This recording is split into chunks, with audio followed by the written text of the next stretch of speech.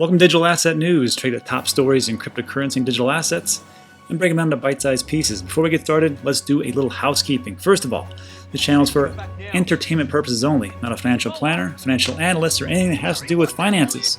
Just a small business owner that has a keen interest in cryptocurrency and digital assets. Secondly, do us a big favor, help us beat the YouTube algorithm. Either like the video, comment below, or subscribe. Now you don't have to do all three of those things, but one of those will be greatly appreciated. All right, let's get to it. So a lot of great stories today. First of all, Ledger user allegedly loses 16 grand to a malicious browser extension. Damn, that's awful. Bitcoin apparently selling for $24,000 in Iran based on official exchange rate. Why this story is actually false. And good news, Bitcoin investors are HODL'ing, which is a surefire sign of an impending massive rally, and the data behind it. This story is the one that got me most excited. And to round it all out, how 2020 will become the year of the crypto stablecoin. Now before we get started, I want to make mention of one thing. First of all, I cuss sometimes. I cuss in this channel. Sometimes I use swear words. And the reason is because sometimes I get a little bit ahead of myself. I'm a little passionate about the subject, and I may drop an F-bomb here or there. So to help me get around this, I've set up a swear jar for charity. And I'm going to give, for every bad word that I say, I'm going to give 1 XRP to a charity. Now, for right now, I think the best charity to give to would definitely be the problems that are being seen in Australia with those wildfires, massive amount of land, life, animal loss. It is just unprecedented. So, if you hear me say anything that's bad, put in the description below, not the word itself, but how many times I said fuck or this or that or goddamn or whatever else. See? 2 right there. And that's it. So let's get into it. First off, Ledger loses 16 grand to a malicious browser extension. That is awful. So according to the Twitter user, the extension Ledger Secure contains malware that passes users' seed phrases to the extension's creator, effectively giving them access to the funds stored on the Ledger wallet. Now every time I see these types of stories, I'm like, is this real or just bullshit? I just don't know exactly. But this was from a user, Wizard of Australia. Sorry, my man, what's going on over there? And he said that if you have Ledger Secure installed, please remove it. Now, this was, not only did he talk about this, but Ledger support actually came back and said, yes, this program called Ledger Secure is not a legitimate Ledger application. Don't use it. So according to what happened, this extension, this browser extension, sold 600 Zcash from his wallet, worth about 16 grand. And then of course, like I said, Ledger support came in and said remove it. So if you have this on your browser, do not use it. If you're using a Nano Ledger S, there's a program that they're using now called Ledger Live. That's the one that I see, and I just downloaded it on my computer. I don't use the actual browser extensions anymore. I don't know if that's even a thing, but I just have it on my computer itself. But there's also one more scam I want to make everybody aware of. This is the eBay scam. So if you're looking for a Nano Ledger S or Nano Ledger, whatever version they have now, you cannot find it in my description. There's 4 other YouTubers I like to listen to. So just go find them because they have referral links and all that stuff. And you can just go right to Nano and pick it up. The best thing is to get a brand new one. I know you may be tempted to go to like an eBay seller or Amazon and get one that may be slightly used or whatever, but I'm going to tell you, don't do that, because what people will do is they will say, yeah, it's slightly used, but I wiped it.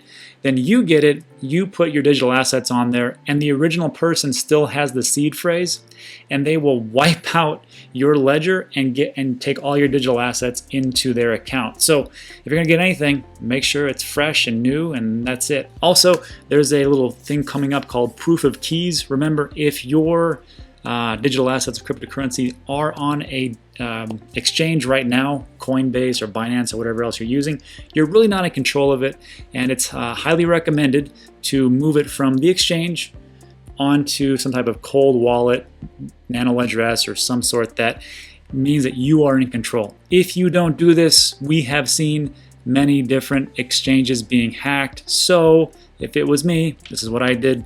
I put mine on Nano Ledger S.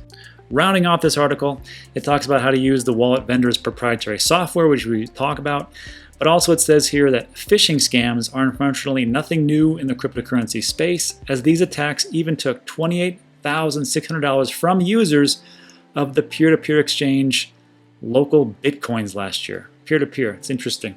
So this is going to play a part into our next story.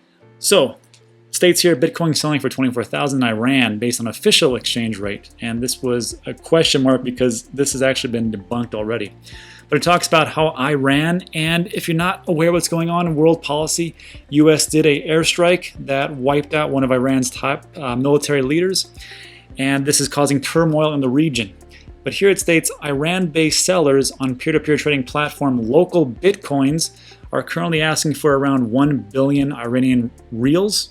I guess that is the local currency, or over $24,000 per Bitcoin based on the official exchange rate. But is this actually what they are paying for? So then it goes on to explain that price may only exist on the surface. It is not uncommon for countries with weak national currencies, such as Venezuela, to have dual exchange rates. One official rate set by the country's central bank, and the other set by the actual market rate, or the real amount that people are actually going to pay. It was stated, the official rate is what the central bank says, but literally no one except some government organizations can get that rate while no one can use it. It's a joke. So in other words, while the official rate is around 42,000 IRR per $1 US dollar, which would result in the 24,000 per Bitcoin, the actual rate in the street would give you something like around the $7,300. So we hear about this story, but there's two rates in these types of countries, and apparently it's not true. They actually are paying $7,300. The thing that concerned me, though, was that the peer-to-peer exchange, which was Local Bitcoins, which is the one we just heard about. So I feel sorry for all these people over there in these countries. They have to deal with these, peer-to-peer exchanges, and they're getting ripped off. I mean, not everybody's getting ripped off, but they have a higher exposure to being ripped off based on what we just looked at. So hopefully everything works out over there. All right, let's move on to our next story. This one was the most interesting. So it talks about Bitcoin investors are really clamping down on their Bitcoin. And they're talking about how this could be a sign of a massive rally. So I like to put the pieces together, not just on like something that I just pull out of my ass, something that I can actually see and use data points. So this is one of those articles that got me the most excited. Let's take a look. So according to recent data, Bitcoin investors have been HODL'ing over the past few months as they await the block rewards halving event, which is bullish because it will lower Bitcoin's annual inflation rate to 1.8%. So if you're not familiar, which I think most of you are, but there is a Bitcoin halving. Happens every 4 years, cuts the block reward size down from 12.5 right now to 6.25. So all those miners that are working out there, 80% apparently are in China. And what's going to happen is from one day to the next, they're going to do the same amount of work for half the reward. And if you believe in demand and supply, we're going to hopefully see the price of Bitcoin go up. But what this is talking about is how as we're holding, or as everybody's holding, it's an indicator that we are in for a massive uptrend. So let's take a look. So Raphael Schultzkraft, the co-founder of an on-chain market intelligence firm, Glassnode, hints that Bitcoin holders have been diligently holding the last months towards the halving. In other words, this Bitcoin metric that is historically known to surge prior to bull markets is an indication that a big move is seemingly brewing. And this is what they talk about. It was in a tweet on January 3rd. He explained that the binary BDD, which refers to the number of days in a month where more Bitcoin days happen to be destroyed, more than on normal occasions. I have no idea what the hell that means, honestly. But apparently it's an indicator. But I do like that when we see indicators from the past that are replicated in the present, so hopefully we can see things in the future. So it goes on to talk about how this data reveals that despite Bitcoin rising by more than 90% in 2019, investors are yet to be satisfied with the coin's gains. This means only a small percentage of Bitcoin is being used for speculation and buying things, as most of the investors expect a stunning performance after the halving. Here's where it gets interesting. So Schultzkraft's analysis bears some resemblance to what the co-founder of Altana digital currency fund, Alistar Milne, revealed a few days ago. Milne cited that per Bitcoin's unspent transaction outputs, UTXO data, almost 70% of all the Bitcoin in circulation has remained unmoved in over a 6-month period. So that's me, essentially, and hopefully that's you. Whilst this is a big achievement itself, he added that the last time such a scenario was seen was a couple of months before the July 9th, 2016 halving. It's important to remember that the Bitcoin price saw huge growth with a 6-fold increase after the 2016 halving. Moreover, the price continued to climb to hit 20 grand at the end of 2017. So, if you weren't around in 2012, I wasn't. If you were around 2017, I was. You can remember what was happening, how the prices looked. But I just want to give everybody a refresher real quick. And these are price predictions, not from me. These are from other analysts that are out there. One is from the majority. Next one is from Tim Draper. And the last one is from John McAfee. So let's just look at some numbers here. So the first halving, second halving, third halving. First halving happened in 2012. Bitcoin was created in 2009, the Genesis block. In 1 year, roughly 1 year, 2013, it went from a price of $12 to almost $1,000. And that was a percentage increase of about 8,000%. And that'd be sweet. Those would be great days. Now in the second halving, this happened in 2016, 4 years later. Then a year and a half later, we went from $650 in July 9, 2016, all the way up to $20,000. And it took a year and a half. So if you go from the first halving, it was about 8,000%, to the second halving, about 3,000%, it dropped by about a third. So if we can just extrapolate that data and look at the third halving, a conservative number would be, okay, from 2016 to 2020, from 1 year to a year and a half, maybe it takes 2 years this time. So the halving comes in May 2020. 2 years later, May 16, 2022, roughly, we could see 1,000% increase to whatever the price is at the halving. So let's say it's around 10,000. I don't know. Right now it's 7,300. So let's say from 10,000 it goes up 10x. You're sitting at $100,000 Bitcoin. Could everybody here just wait a couple years just to see if it would go from 10,000 to 100,000? I don't mind. I got nothing going on. Well, I mean, I got my businesses, but I mean, this just kind of sits in the background, so not so bad. Now, this is a conservative estimate. Let's take a look at what Tim Draper was talking about. So, Tim Draper, if you're not familiar, he's the gentleman that predicted that Bitcoin would go to 10,000 in 2017, and this was back in 2013 when he predicted it, and everybody thought he was crazy. And Tim Draper is one of those guys that's just a small investor in like Tesla and Uber, I mean, little things. So he's got a knack for picking things that are actually going to be winners. So same data, first halving, second halving. Well, what he's saying is that it's not going to drop. It's actually going to increase. There's going to be an increase because of adoption, because of institutions, because of massive FOMO.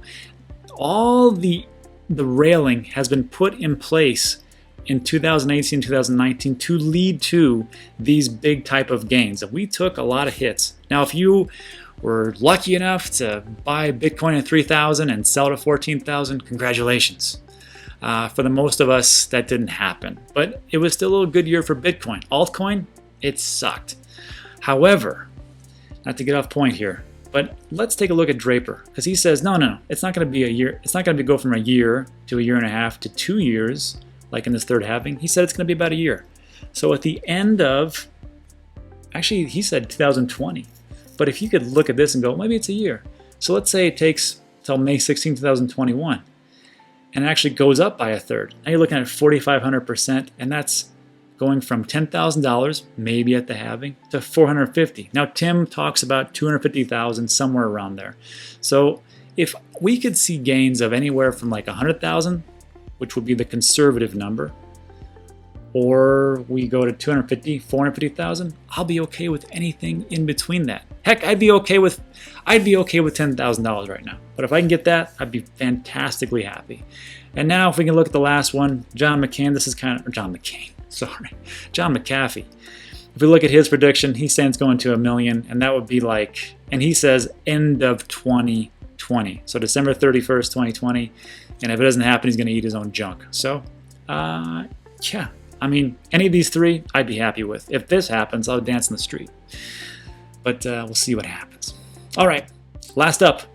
Will 2020, or they state how 2020 will become the year of the crypto stablecoin. Now this one is interesting, and it gets a little deep, because to me, I don't understand the whole thing of why do we need a central bank digital coin. I don't get it. I don't understand.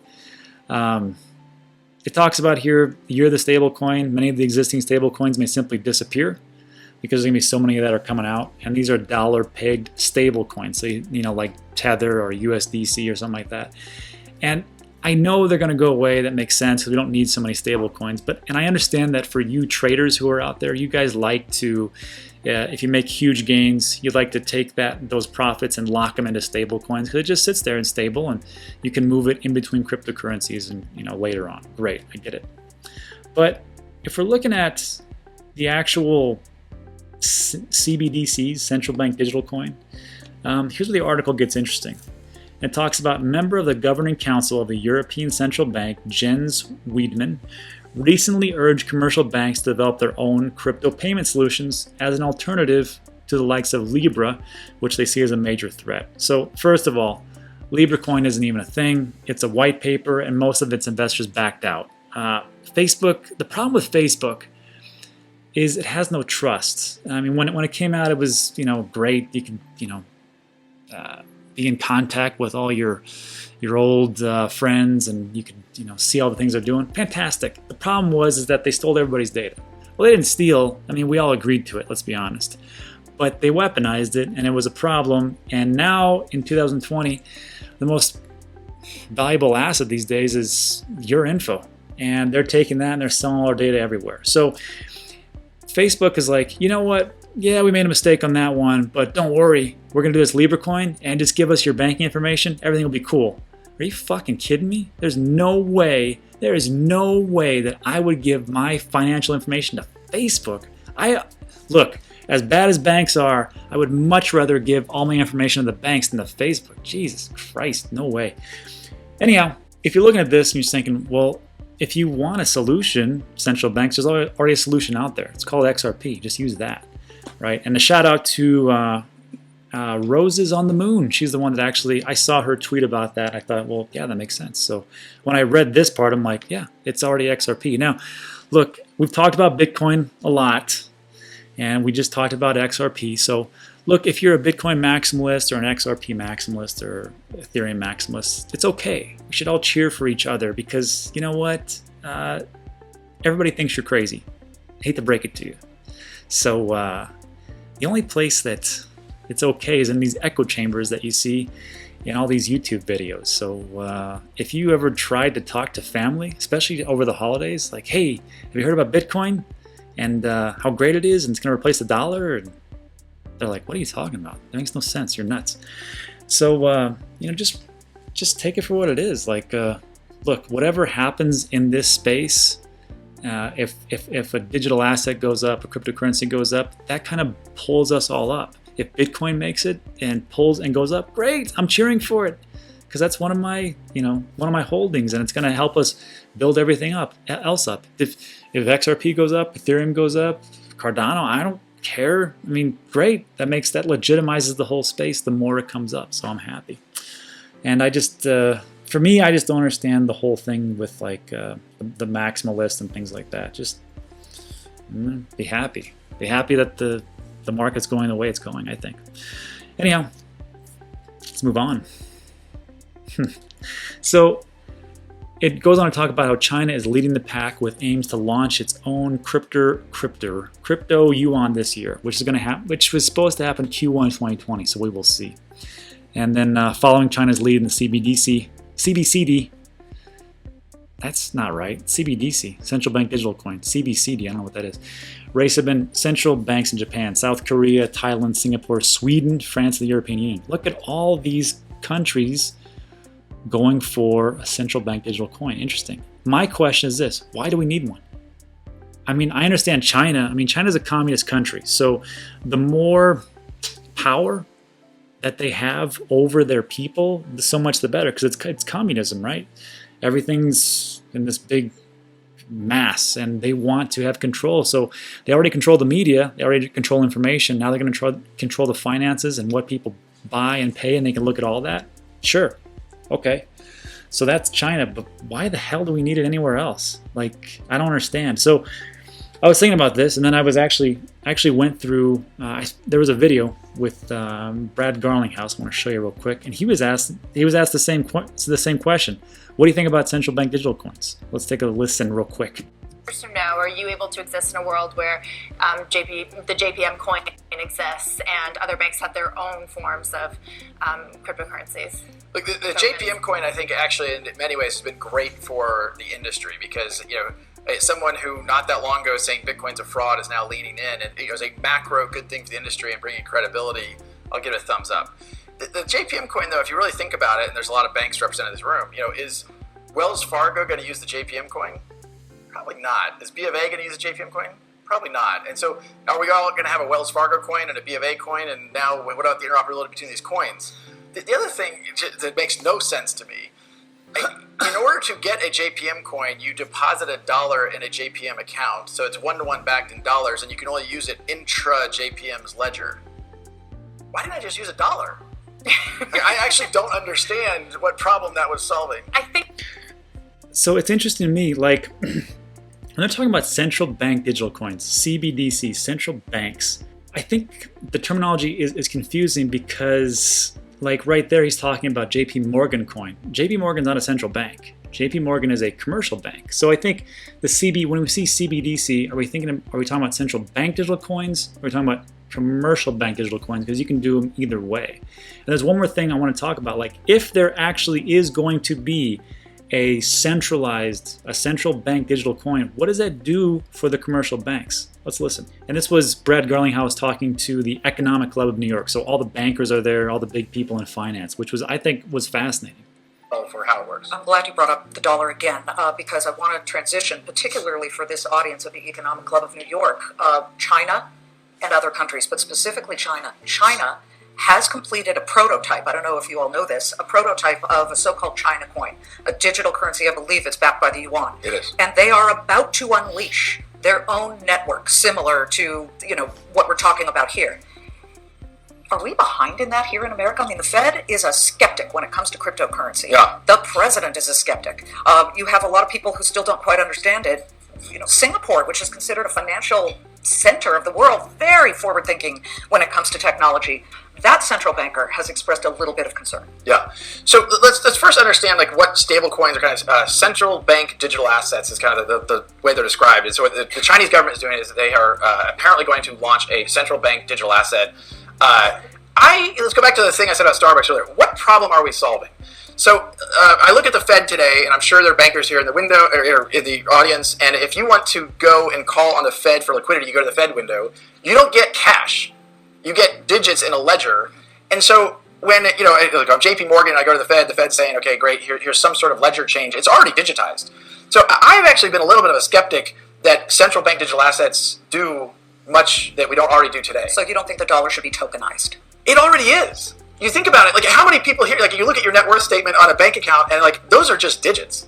Yes, you could go to the bank and get cash, but frankly, if you're asking for any more than a few $1,000s, you have to call in advance because they don't have the cash. So most of the US dollar is, quote, you said tokenized, I would say digitized. There is a little bit of a difference, but I think we always have to go back to what problem are we trying to solve? If we're solving a problem or creating customer value, then I think it's great. The only argument I've seen around central bank digital assets is if they want to expand the Fed window from serving a small number of regulated institutions to a mass audience. If everybody here could go directly to the Fed and have an account with the Fed, well, that's kind of interesting. Now we just put the entire commercial banking business out of business. Look at that face. Look at that face. And I'm sure there was a bunch of groans throughout the audience because there was a bunch of bankers in the room. I thought that was fascinating insight because these are things that we will never see unless we are in the banking industry. We're not going to go to these types of events. We're not going to, rub elbows with central bankers. We're not going to talk to regulators. But, I like these videos because they give me an insight about what's going on, especially with Ripple and XRP. It's interesting that they're able to go there and do all these things and talk to people and kind of shape what's going to happen in the future. I thought it was fascinating. So anyhow, talking about... here's a list of central banks real quick. And of course, every country has one. Reminds me of a joke. Anyhow, everybody's got one. Okay, so United States, they have the Federal Reserve System, right? The Federal Reserve Bank. Now, the Federal Reserve is about, it's like I always say, the Federal Reserve is about as much federal as Federal Express. There's nothing federal about it. It is just independent. It's just banks, or it's just, you know, bankers that own the Federal Reserve and pretty much own government, unfortunately. That's just tin hat stuff, but I believe it. Anyhow, we were just talking about, like I said, Bitcoin maxis, XRP maxis, Ethereum maxis. First of all, in my comment section, I don't really see too much about Ethereum maxis getting all huffy and puffy about it. But boy, I gotta tell you, Bitcoin and XRP people, they go at it pretty hard. I don't get it. Like I said, just you know, if one goes up, great. All the ships rise. You know, as long as the tide goes up, if the tide goes up, all the ships go up in the harbor. So, same thing with cryptocurrency. I want them all to succeed. I want as many to succeed that actually have utility, solve a problem, and are doing good things. You know, I don't need scams. I don't need tomato coin out there, you know, making billions of dollars. It makes no sense. It doesn't solve anything. Anyhow, so that was the central banks. A list of, we'll say, you know, commercial banks would be like JP Morgan, HSBC, Bank of China, China Construction Bank, Agriculture Bank, whatever. So to me, like when I see these CBDCs, I'm like, are they talking about commercial banks? They're talking about central banks. I just had to kind of get it straight in my mind.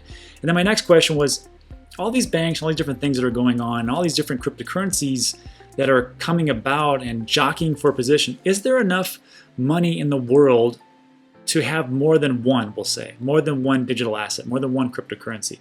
So last part I'm gonna, and then this will be it for the actual video, but there's a great visualization that goes over what all the money in the world actually looks like. And I did this in the last video and it's pretty popular, so I want to bring it back again. So this was actually created in 2015. This is when Bitcoin was only 5 billion today. Wow, now it's around 130 billion or so. But just pay attention to this square right here. Each square, it looks like this, represents 100 billion. Okay, so silver is only 14 billion. Warren Buffett has more than silver and Bitcoin. Well, not now, but if you take Warren Buffett, Bill Gates, and Carlos Slim, the three most richest people in the world, they have more than the entire market cap of cryptocurrency put together. Then you have Berkshire Hathaway. Here's the Fed's balance sheet, which went from 1 trillion to 4.5 trillion after 2008 financial crisis. Coins and banknotes, 5 trillion. Commercial real estate, 7.6 trillion. Gold, 7.8 trillion. 17% is held by the International Monetary Fund and central banks. Narrow money, which is like banknotes, checking deposits, coins, 28.6 trillion. All the stock market, 70 trillion. Broad money, which is like everything out there, really, 80 trillion. All global debt, 199 trillion. And the list goes on. There's this thing called derivatives. And I want you just to note how crazy that is. And it's in the quadrillions. So when we start arguing amongst ourselves, like Bitcoin's the one, and Ethereum's the one, and XRP's the one, and tomato coin's gonna blow everybody away or whatever, you gotta realize that there's enough room for everybody. Let's not crush each other just because ours is the best or we think it's the best. It may be, but there's, you know, sometimes Trace Mayer said it best. He's a Bitcoin maximalist, but he says, hey, there's room for everybody, and sometimes you need a knife, sometimes you need a fork, sometimes you need some other utensil. And that's what I think too.